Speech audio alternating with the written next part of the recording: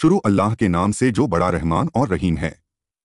नूह ने कहा कि ए कौम, मुझ में गुमराही नहीं है, बल्कि मैं रब्बुल आलमीन की तरफ से भेजा हुआ नुमाइंदा हूँ। मैं तुम तक अपने परवरदिगार के पैगामात पहुँचाता हूँ और तुम्हें नसीहत करता हूँ अल्लाह की तरफ से। वह सब जानता हूँ जो तुम नहीं जानते हो। क्या तुम्हें इस बात पर ताज्जुब है कि तुम्हारे परवरदिगार की तरफ से तुम्ही में से एक मर्द पर जिक्र नसीहत नाजिल हो जाए कि वह तुम्हें डराए और तुम नेक बन जाओ और शायद इस तरह काबिले रहम भी हो जाओ। फिर उन लोगों ने नूह को झुठलाया तो हमने उन्हें और उनके साथियों को कश्ती में नजात दे दी, और जिन लोगों ने हमारी आयतों निशानियों को झुठलाया था उन्हें डुबो दिया कि वह सब बिल्कुल अंधे लोग थे। और हमने कौमे आद की तरफ उनके भाई हुद को भेजा तो उन्होंने कहा कि ए कौम वालों, अल्लाह की इबादत करो, उसके अलावा तुम्हारा दूसरा खुदा नहीं है। क्या तुम डरते नहीं हो? कौम में से कुफ्र इख्तियार करने वाले रऊसा मालदार ने कहा कि हम तुमको जहालत में मुब्तिला देख रहे हैं और हमारे ख्याल में तुम झूठों में से हो। उन्होंने जवाब दिया कि मुझ में जहालत नहीं है, बल्कि मैं रब्बुल आलमीन की तरफ से भेजा हुआ रसूल हूँ। मैं तुम तक अपने रब के पैगामात को पहुँचाता हूँ और तुम्हारे लिए एक नसीहत करने वाला हूँ। क्या तुम लोगों को इस बात पर ताज्जुब है कि तुम तक जिक्र खुदा तुम्हारे ही किसी आदमी के जरिए आ जाए ताकि वह तुम्हें डराए? और याद करो कि तुमको उसने कौमे नूह के बाद ज़मीन में जानशीन बनाया है और मखलूकात में वुसअत अता की है। लिहाजा तुम अल्लाह की नेमतों को याद करो कि शायद इसी तरह फलाह और निजात पा जाओ।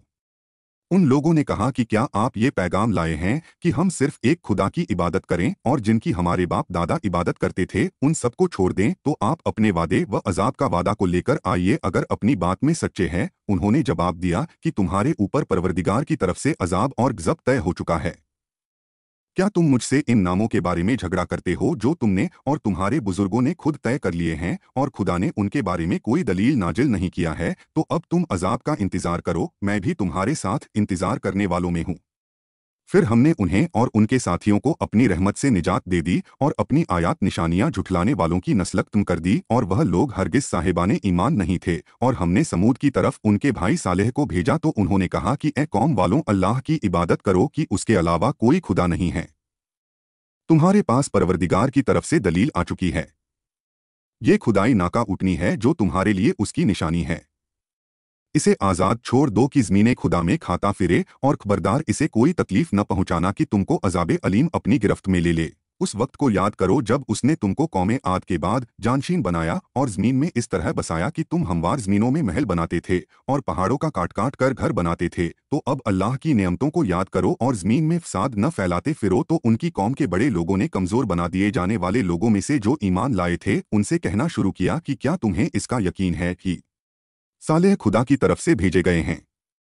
उन्होंने कहा कि बेशक हमें उनके पैगाम का ईमान और इकान हासिल है। तो बड़े लोगों ने जवाब दिया कि हम तो उन बातों के इनकार करने वाले हैं जिन पर तुम ईमान लाने वाले हो। फिर ये कहकर नाके ऊँटनी के पाँव काट दिए और हुक्म खुदा से सरकशी की और कहा कि सालेह, अगर तुम खुदा के रसूल हो तो जिस अजाब की धमकी दे रहे थे उसे ले आओ। तो उन्हें जल्जले ने अपनी गिरफ्त में ले लिया कि अपने घर ही में औधे पड़े रहे गए। तो इसके बाद सालेह ने उनसे मुंह फेर लिया और कहा कि ए कौम, मैंने खुदाई पैगाम को पहुंचा दिया है तुमको नसीहत की, मगर अफसोस कि तुम नसीहत करने वालों को दोस्त नहीं रखते हो। और लूत को याद करो कि जब उन्होंने अपनी कौम से कहा कि तुम बदकारी करते हो उसकी, तो तुमसे पहले आलमीन में कोई मिसाल नहीं है।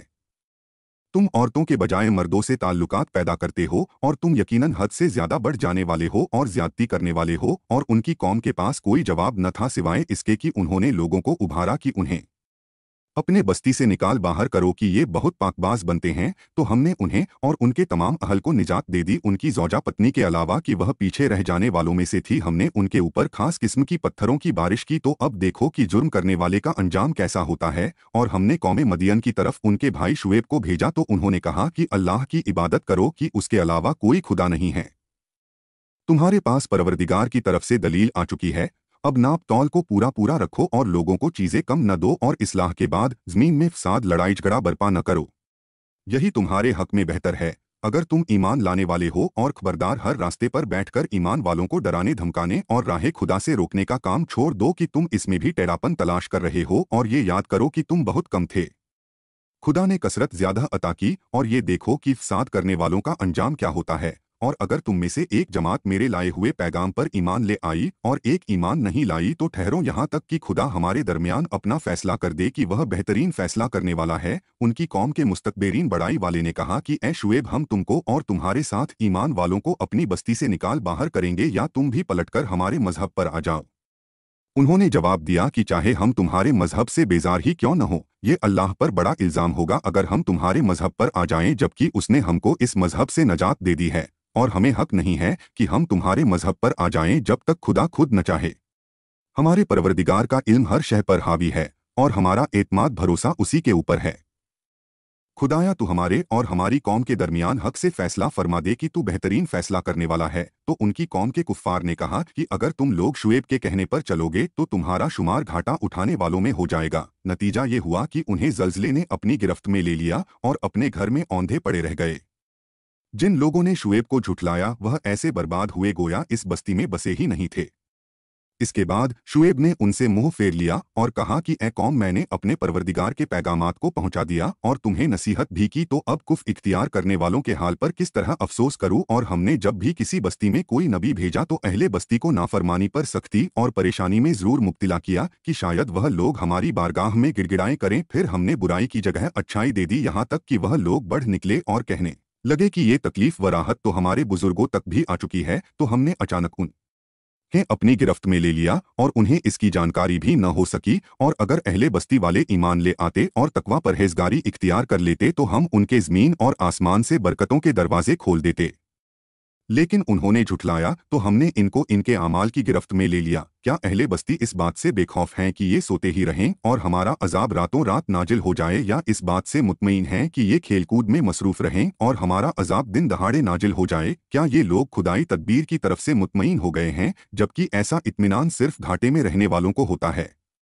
क्या एक कौम के बाद दूसरे ज़मीन के वारिस होने वालों को ये हिदायत नहीं मिलती कि अगर हम चाहते तो उनके गुनाहों की बिना पर उन्हें भी मुब्तिलाए मुसीबत कर देते और उनके दिलों पर मुहर लगा देते और फिर उन्हें कुछ सुनाई न देता? ये वह बस्तियां हैं जिनकी खबरें हम आपसे बयान कर रहे हैं कि हमारा पैगंबर इनके पास मोजिज़ात लेकर आए, मगर झुठलाने की बिना पर ये ईमान न ला सके। हम इसी तरह काफिरों के दिलों पर मुहर लगा दिया करते हैं। हमने उनकी अक्सरियत में अहद व पैमान वादा करना की पासदारी नहीं पाई और उनकी अक्सरियत को फासिक, नाफरमान और अल्लाह की बात को मानने से खारिज ही पाया। फिर इन सब के बाद हमने मूसा को निशानियां देकर फिरौन और उसकी कौम की तरफ भेजा, तो इन लोगों ने भी जुल्म किया। तो अब देखो कि फसाद करने वालों का अंजाम क्या होता है। और मूसा ने फिरौन से कहा कि मैं रब्बुल आलमीन की तरफ से भेजा हुआ पैगंबर हूँ, मेरे लिए लाजिम है कि मैं खुदा के बारे में हक के अलावा कुछ न कहूँ। मैं तेरे पास तेरे रब की तरफ से मोजिज़ा लेकर आया हूँ, लिहाजा बनी इसराइल मूसा की कौम को मेरे साथ भेज दें। उसने कहा कि अगर तुम मोजिज़ा लाए हो और अपनी बात में सच्चे हो तो वह मोजिज़ा पेश करो। मूसा ने अपना असा लाठी फेंक दिया और वह अच्छा खासा सांप बन गया, और फिर अपने हाथ को निकाला तो वह देखने वालों के लिए इंतहाई बहुत ज्यादा रोशन और चमकदार था। फिरौन की कौम के रऊसा मालदारों ने कहा कि ये समझदार जादूगर है जो तुम लोगों को तुम्हारी सरजमीन से निकालना चाहता है। अब तुम लोगों का क्या ख्याल है? लोगों ने कहा कि इनको और इनके भाई को रोक लीजिए और मुख्तलिफ अलग अलग शहरों में जादूगरों को जमा करने वालों को भेजिए जो तमाम माहिर तर्जुबेकार जादूगरों को बुलाकर ले आएं। जादूगर फिरौन के पास हाजिर हो गए और उन्होंने कहा कि अगर हम जीत गए तो क्या हमें इसकी मजदूरी मिलेगी? फिरौन ने कहा, बेशक तुम मेरे दरबार में पास हो जाओगे। इन लोगों ने कहा कि मूसा, आप लाठी फेंकेंगे या हम अपने काम का आगाज करें? मूसा ने कहा कि तुम पहल करो।